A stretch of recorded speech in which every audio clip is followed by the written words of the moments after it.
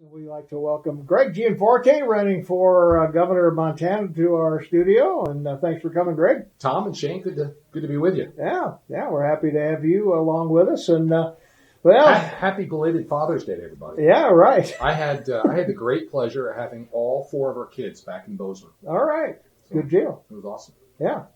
Well, some things we got a lot of things we want to talk about. One is, I guess, Vice President Pence came to Bozeman talking about the opioid and the our meth situation here.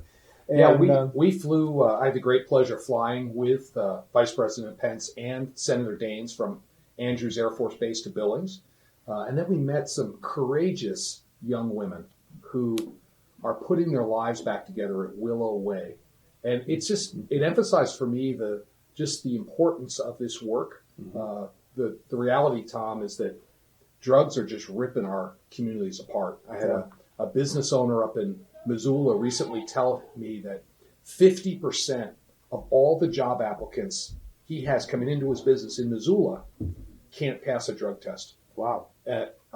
Catastrophic for the cost to society, the impact on families.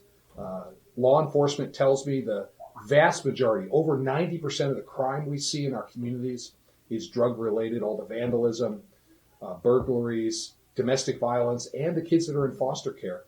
And these drugs are coming in over the southern border. So I was so pleased to have Vice President Pence here to really shine a spotlight on that and hold up some of the programs that are making a difference in our communities. Right. Yeah. The other thing, I guess, that has come up recently regarding the border is that because we had, 144,000 people apprehended at the crossing illegally. In May alone. Yeah. And now they're pulling people away from the TSA at airports. They're pulling them off of the very places where drugs come in, the border checkpoints. Yeah, we're at a pace now. I mean, we have a humanitarian and a national security crisis. As you mentioned, 144,000 illegal aliens apprehended. Mm-hmm. Those are just the ones that got caught. Yeah. In May alone. It's over 1.5 million people a year. That's the pace we're on. That's why I was pleased President Trump stood up and got Mexico to help. Yeah. They're now sending their National Guard to their southern border because the vast majority of these folks coming across the border are folks from Central America. Yeah. Many of them family units, and we just can't care for them all. Yeah. The other thing regarding that, when you bring up Mexico, of course, we're talking about tariffs. That was one of the threats that President Trump made. Are the tariffs going to bring China to the table?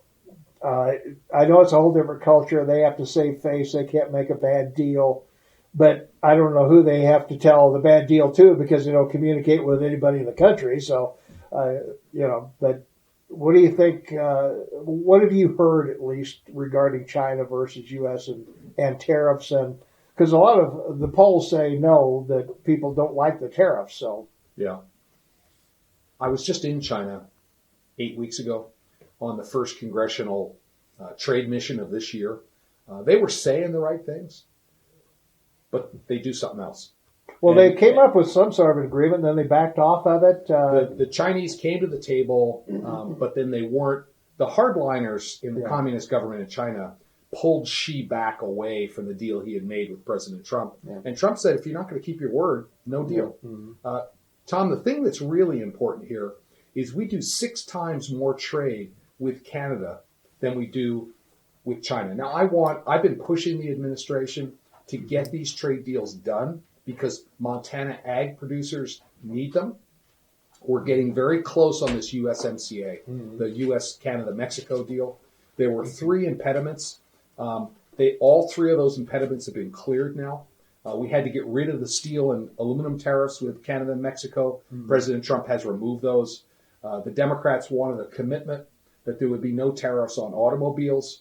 President Trump has said no tariff on automobiles. And Mexico actually had to change their labor laws. They've done that as well. So just a couple of weeks ago, I sent a letter to Nancy Pelosi and said, Speaker Pelosi, listen, all of your objections have been satisfied. We need to get this USMCA done for our Montana farmers and ranchers. And I'll keep pushing. There's no reason why it shouldn't be put up to a vote in in the House.